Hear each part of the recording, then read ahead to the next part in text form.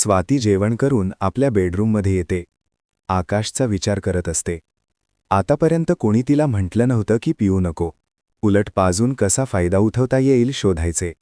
आणि शिव्या दिल्या की डेरिंगबाज म्हणायचे. हा शिव्या दिल्या तर वाया गेली म्हणतो वेगळं होतं काहीतरी. नेहमीपेक्षा तिच्यासाठी.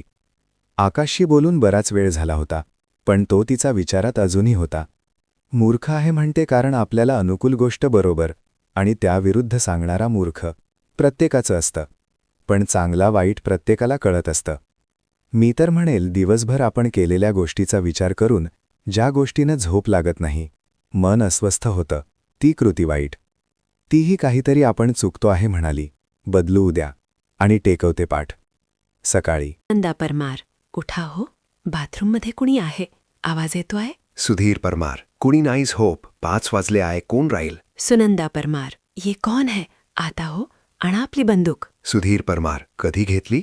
स्वातीनं घेतली का? मनोजनं मला नाही सांगितलं. कुठे ठेवली आहे? सुनंदा परमार, कर्मधाचा. हो म्हणा, घाबरवते आहे. सुधीर परमार, तोफी आहे आमच्याकडे. कोण आहे आहात? निघ बाहेर. कमी समजतो का मला? निघ बाहेर. करतो तुझ्या 2 खापा. बंदूक म्हटली होती ना, तोफ काय म्हणता आहे? मोठी असते, जास्त घाबरेल. आतून आवाज येतो.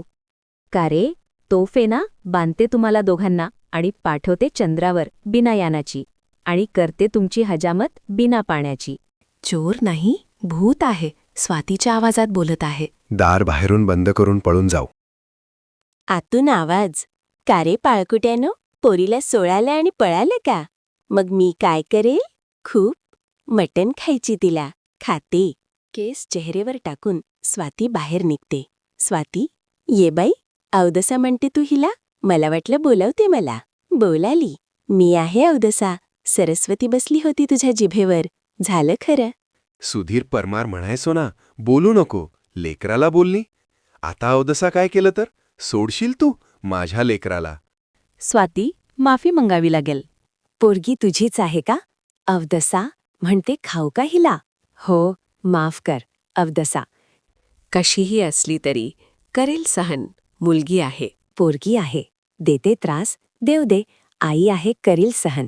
तुमच्या पुतणीसारखी आहे? अवदसा म्हणशील तर करेल का माफ कुणी? लहान बहीण समजा म्हटलं असतं. पण मावशी नाही.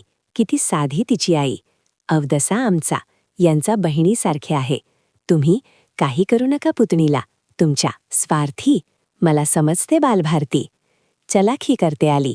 तिचा आत्या तर कुठे? तू पाहुणचार करतीये. मी तुला बहीण समजते. खाते आहे तिला मटणासारखं.